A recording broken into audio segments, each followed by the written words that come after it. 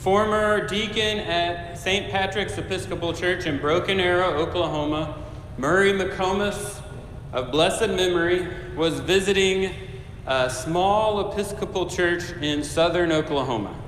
He was one of about 20 people there. And the service began.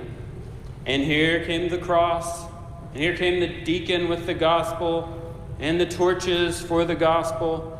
And then a young woman dressed in an acolyte robe carrying a beautiful red velvet pillow. And she processed to the altar, put it down in front of the altar, and sat down. And he's wondering, now this is new. I've never seen a pillow carried in so reverently before. Maybe it's a kneeling pillow. Maybe they're having a special time of penitence this morning. Well, the priest came in, gave a nice bow, didn't touch the pillow, went back to their chair. When the service was over, they processed out in the same way. The young girl came forward, knelt, picked up the pillow, and walked out. And Murray was dumbfounded. So after the service, everyone's getting to know the new guy, finding out why he's there, and they ask him the question, or he asked the question, so I've never seen a red velvet pillow like that carried into a service. What's the story about it? And nobody knew the answer. The priest didn't know. She was a visiting priest. The members of the church didn't know. They've just always carried in the red pillow. And finally, an older lady of the church who had been there the longest said, well, I know why we carry in the pillow.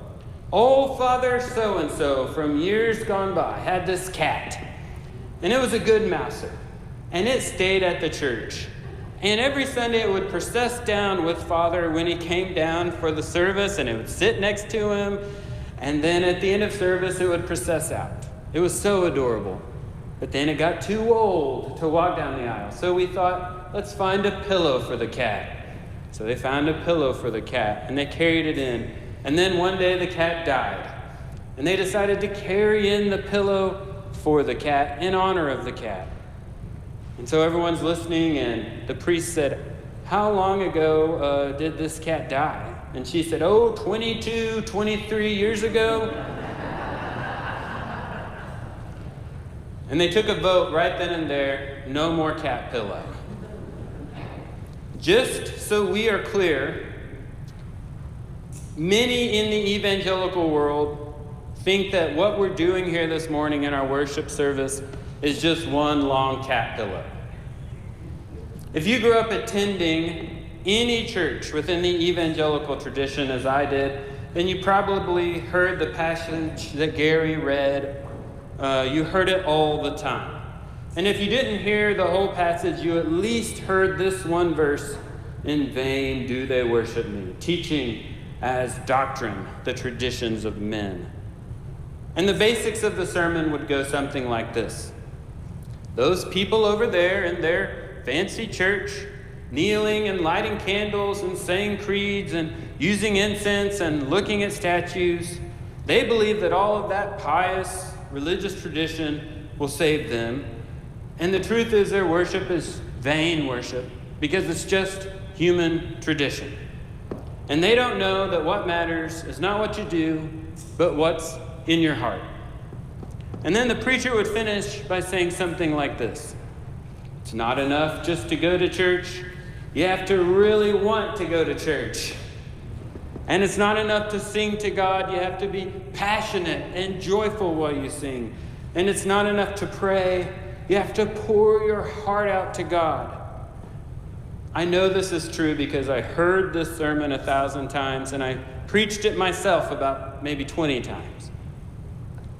And now here's the interesting thing. If you grew up Episcopal, Lutheran, Catholic, High Church, Methodist, you heard the exact same sermon, just once every 3 years. And it was a kinder, gentler version of the sermon, but it was essentially the same. The priest would point out how some beloved practice of the parish was just like a cat pillow. And then they would end by saying, now we love our tradition, but don't forget, tradition doesn't really matter. what matters is your heart. So go out and get your heart right.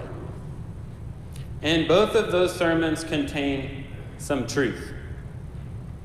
God cares about your heart, and tradition can become harmful. But at the risk of sounding like a jerk, I'm going to say this morning that both of them also miss the mark. I have spent the greater part of my spiritual life hearing this verse read and thinking about it, and I can say with confidence that we have completely missed the point of what Jesus is saying here. And this misunderstanding is hurting us spiritually. Not just us here at Emmanuel, but all over the town of Shawnee and all over our country and anywhere where this kind of application has been said. Because we have been told so many times that all that matters is your heart, that we actually believe that unless we feel joyful or passionate or happy about it, the stuff that we do for God or for others in the name of God is completely wasted. We have misunderstood what Jesus is saying. Here's the big point.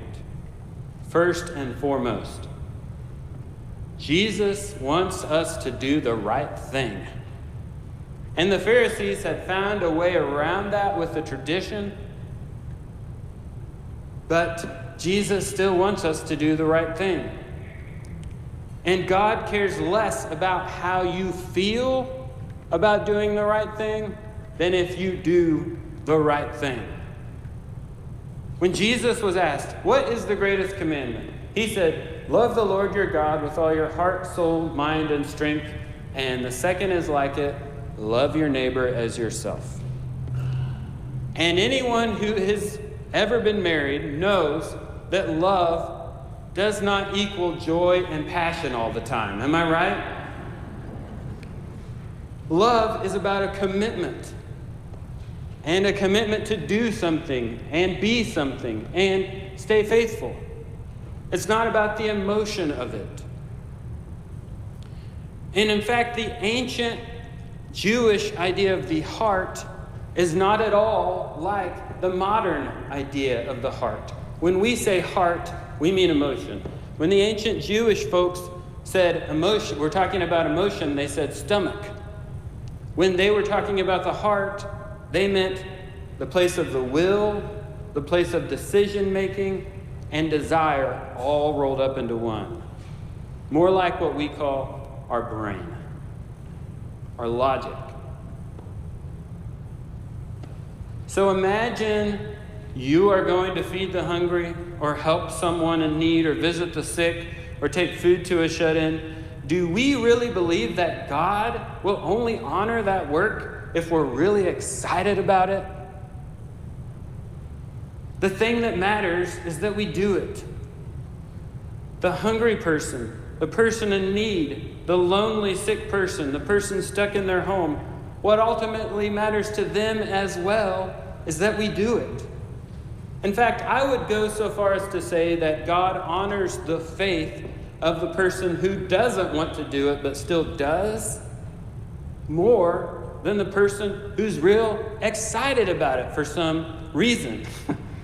If I only did what I was excited and passionate about, I would never get out of bed. The definition of faith is that thing that you do when you don't know what to do, when you don't want to do it, when you don't feel like it. And when you do it anyway, that's faith. Faith is when we set aside personal desire to do the right thing. And when we do that, we're following the teachings of Jesus.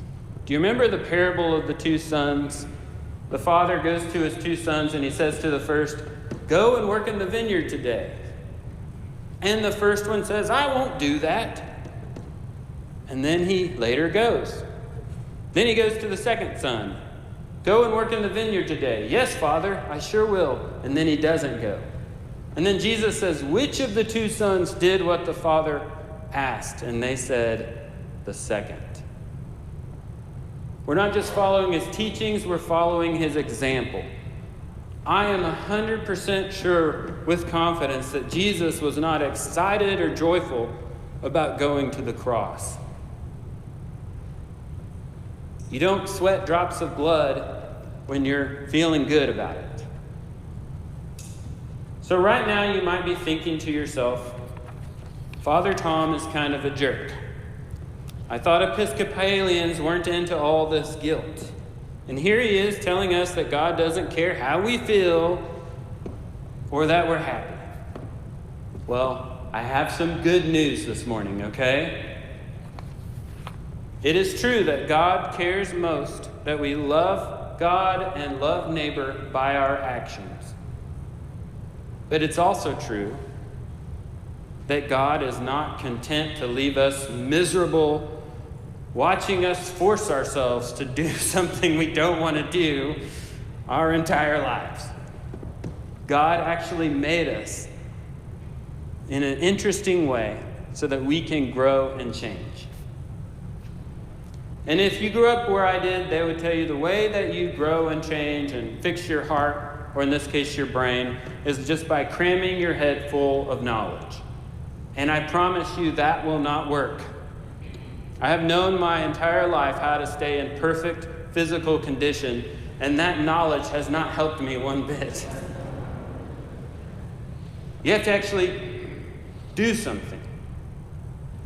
So, from the beginning of the Christian faith, Christians believed in this ancient paradox. You see, we believe we have this soul, and that this soul is immortal, and that it lives forever, but it's part and living in this weak, frail, and aging body. And now here's the paradox. What we do in that weak, frail, aging body changes and teaches our big, immortal soul. For example, we believe that in the water of baptism poured onto our physical body, our soul is sealed by the Holy Spirit. We believe that when we eat some bread and wine gathered around Christ's table, that we're united by the Spirit to all the Christians today and who have gone before, and to Jesus. We believe that if you have trouble loving your neighbor, then the best way to change your heart or mind is to spend some time feeding and caring for your neighbor. We believe that when we fast in our physical bodies, it teaches us gratitude. We believe that when we feast, this is my favorite part, in our physical bodies, it teaches our souls joy. What we do in our bodies changes and teaches our eternal soul. That's why Jesus and the Pharisees were arguing about hand washing, because they knew practice mattered. They knew that faith was a practice and that those practices and actions mattered. And another word for practice, another word for faith is tradition. Those things that we do as a body of believers. So when does tradition become harmful? I think it's obvious from our reading. Jesus said, you have a fine way of setting aside the law so you can keep your tradition. You see, the Pharisees had created a tradition whereby they could avoid the requirement to care for their elderly parents. You could set aside a sum of money and call it Corban, and as long as it's dedicated to God, whatever that meant, you could do whatever you wanted to with that money. And Jesus says, you are in error. And so, anytime tradition or practice becomes more important than the law of God, and in this case, Jesus says the law of God is loving God and loving neighbor, then that tradition should be set aside. Cat pillows may be silly, But cat pillows are not the problem. The problem is the traditions that we keep in our lives and in churches that keep us from being the body of Christ, that keep us from being salt and light in the world. All of those traditions need to be set aside.